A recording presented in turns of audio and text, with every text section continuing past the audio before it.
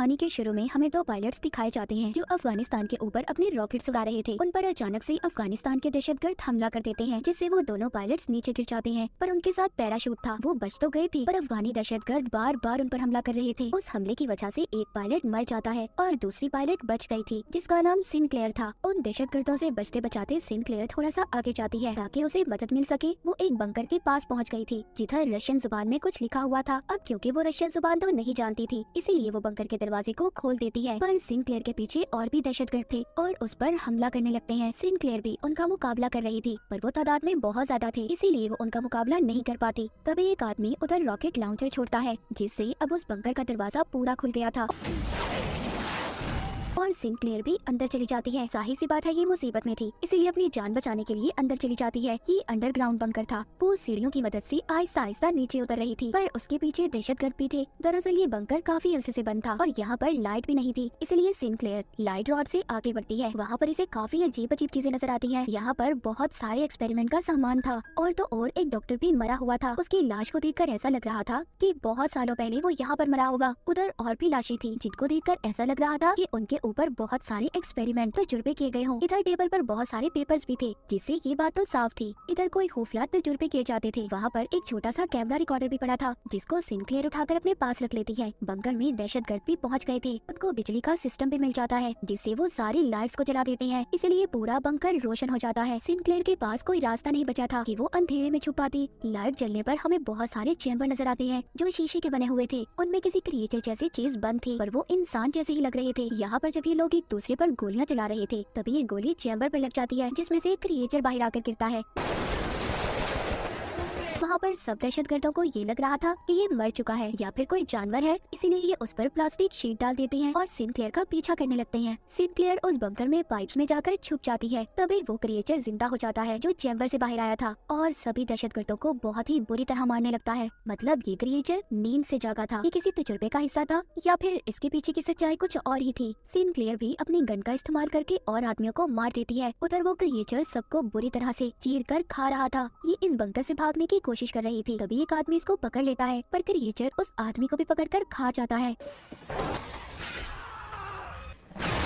Sinclair बाहर आ जाती है और बाहर आकर उस क्रिएचर पर बार बार गोलियां चला रही थी, जिस वजह से वो क्रिएचर अंदर चला जाता है। फिर जल्दी जल्दी उस बंकर के दरवाजे को बंद करने की कोशिश करती है। क्रिएचर का मुंह दरवाजे में ही फंस गया था, पर उस दरवाजे की चेन को सिनक्लेयर ने लगा दिया था ताकि वो बाहर ना पाए। उधर बाहर एक आदमी था जो क्रिएचर को देखकर भाग रहा था, पर ये उन्हीं दहशतगर्दों का साथी था। सिनक्लेयर भी मदद के लिए आगे भागती है। जब थोड़ा सा आगे जाती है तो उसे आर्मी के कुछ लोग मिलते हैं जो उसी को ढूंढ रहे थे, जिनको सार्जेंट हुक लीड कर रहा था। हुक बताता है कि हम लोग तुम्हें ढूंढने आए हैं क्योंकि आर्मी में दो पायलट्स के लापता होने की खबर मिली थी, जिस पर सिनक्लेयर बताती है कि मेरा साथी मुझे बचाते हुए मर चुका है। जिसके बाद हुक इसको बेस पर लेकर आता है। सिनक्लेयर कहती है कि मेरी फैमिली को बता दो कि मैं ठीक हूँ। हुक कहता है तुम्हारी फैमिली को बता दिया गया है कि तुम बिल्कुल ठीक हो। जिसके बाद सिनक्लेयर अपने मेजर के पास जाती है और उसको सब बातें बताती है कि उसके साथ क्या हुआ था और उस क्रिएचर के बारे में भी। पर वो उसकी बात सुनकर कहता है कि ऐसा कुछ नहीं है, बस तुम पर कुछ लोगों ने हमला किया था, तुम मुझसे डर गई हो और मेरे ऊपर सारी जिम्मेदारी है। मैं अपने सोल्जर्स, अपने सिपाहियों को मुसीबत में नहीं डाल सकता उधर दोबारा भेजकर। और जिस बंकर की बात कर रही हो ऐसा कोई बंकर नहीं है यहाँ पर। सिनक्लेयर कहती है अगर आप मेरी बात नहीं मानना चाहते तो मुझे घर भेज दें। जिस पर मेजर कहता है कि अभी कोई वापस नहीं जा सकता और उसे जो कैमरा रिकॉर्डर मिला था उसको भी अपने पास रख लेता है। जिसके बाद सिनक्लेयर हुक से मिलती है और उसे बताती है कि पता नहीं क्यों मेजर मेरी बातों पर यकीन नहीं कर रहा। हुक उसके बारे में बताता है कि पहले बहुत अच्छा कर्नल था, बाद में उसको मेजर की पोस्ट पर यहाँ पर भेज दिया गया जब से वो यहाँ के सारे मामलात को देखता है। सिनक्लेयर जब अपने आप को चेक करवाने डॉक्टर के पास जाती है तभी ये उस आदमी को देखती है जो बंकर के बाहर इसको मिला था। दरअसल इसको आर्मी टीम ने पकड़ लिया था। उधर हुक आता है। सिनक्लेयर अब हुक को सारे मामले के बारे में बताती है कि उधर कोई अजीब सा क्रिएचर है। हुक सुनकर कहता है कि अगर तुम सच कह रही हो तो हमें वो सेटेलाइट पर क्यों नहीं नजर आया। वो बताती है कि वो बंकर काफी अरसे से बंद था और उस पर रशियन जुबान में कुछ लिखा हुआ था। तभी वो आदमी बोलता है जो दहशतगर्दों का साथी था, उसको रशियन जुबान आती थी। वो कहता है उधर लिखा था डू नॉट ओपन, आप इसको नहीं खोल सकते और तुमने उस बंकर को खोलकर बहुत बड़ी गलती की है। सिनक्लेयर आगे बताती है उधर बहुत सारे चैम्बर थे, उनमें कोई चीज थी और वो इंसान तो बिल्कुल नहीं थे जिसने हम पर हमला किया था। वो आदमी कहता है हाँ मैं भी इस बात को मानता हूँ। हुक कहता है अगर ऐसी बात है तो जिस जगह के बारे में मुझे तुम बता रही हो वो तो मुझे बहुत पुरानी लगती है। शायद वो कोई 30 साल पुराना होगा और फिर तो ये बात मानी जा सकती है। उधर कोई इंसान तो नहीं था सिनक्लेयर जिसने तुम पर हमला किया। उधर मेजर को दिखाया जाता है जिसको अपने कर्नल की कॉल आती है जिसने उसे सिनक्लेयर से कैमरा लेने का कहा था। मतलब कोई राज तो था जो सबसे छुपाया जा रहा था। उस बंकर में अब सभी क्रिएचर्स जाग चुके थे और आहिस्ता आहिस्ता बाहर आने लगते हैं। डॉक्टर सिनक्लेयर उस आदमी से पूछ रही थी जो दहशतगर्दों का साथी था कि तुम उनका साथ क्यों दे रहे थे। वो कहता है कि साथ देना मेरी मजबूरी है। मैं एक ड्राइवर हूँ, मैंने आज तक किसी को नहीं मारा और अगर मैं उन लोगों का साथ ना दूं तो वो मेरी फैमिली को खत्म कर देंगे। तभी दिखाया जाता है कि उन क्रिएचर्स ने बेस पर हमला कर दिया था। वो क्रिएचर्स बहुत ज्यादा ताकतवर थे और सबको मारने की कोशिश कर रहे थे। अब एक क्रिएचर सिनक्लेयर के टेंट में आ जाता है और अपनी जुबान निकालकर पकड़ने लगता है जो बिल्कुल किसी रस्सी जैसी थी और उसकी आंखों से अजीब सी टेंटिकल जैसी चीजें बाहर निकलती हैं। उधर वो आदमी जल्दी से खुद को आजाद करवाता है जिसको बांध कर रखा हुआ था जो उन दहशतगर्दों का साथी भी था। वो उस क्रिएचर के सर पर अपनी तलवार से बार बार हमला करता है और उसे मार देता है। उधर एक क्रिएचर ने मेजर पर भी हमला कर दिया था लेकिन मेजर एक बेसबॉल बैट लेकर बार बार उस क्रिएचर के सर पर हमला करके मार देता है। तभी हुक भी एक और सिपाही के साथ आ जाता है और मेजर को बचाकर यहाँ से ले जाता है। उन क्रिएचर्स ने उनकी बेस के बहुत सारे सिपाहियों को मार दिया था। सिनक्लेयर और हुक बड़ी ही बहादुरी से उन क्रिएचर्स का मुकाबला कर रहे थे और बाकी बचे हुए सिपाहियों को कंटेनर में ले जाते हैं। मेजर की हालत भी बहुत ज्यादा खराब थी क्योंकि उस पर भी क्रिएचर ने हमला किया था। जब ये सब लोग कंटेनर में बंद थे बाहर वो क्रिएचर्स अपने क्रिएचर साथी और सिपाहियों की लाशों को उठाकर साथ ले जा रहे थे। इधर कंटेनर में वो आदमी जो दहशतगर्दों का साथी था। सब कहते हैं क्या इस पर एतबार किया जाना चाहिए। सिनक्लेयर कहती है हाँ हम इस पर भरोसा कर सकते हैं। हुक उससे कहता है देखो अगर तुम कुछ जानते हो तो प्लीज मुझे बता दो। वो बताता है जब मैं पैदा भी नहीं हुआ था मेरे मुल्क पर रशिया का कब्जा था। तभी एक सितारा जमीन पर आकर गिरा तो सभी वहाँ के लोगों को ये लगा कि ये गॉड का कोई निशान है पर वो एक जंग का निशान था लेकिन असल में वो किसी एलियन शिप जैसा था। फिर हमारी जंगें होना शुरू हुई। अफगानियों के पास और भी बहुत अच्छे हथियार आए। सब कुछ आहिस्ता आहिस्ता ठीक हो रहा था। जिसके बाद हमारे गाँव से कभी कोई औरत गायब हो जाती तो कभी कोई आदमी। कुछ लोगों की तो बहुत बुरी हालत में लाश मिला करती थी जिससे सबको ये लगता था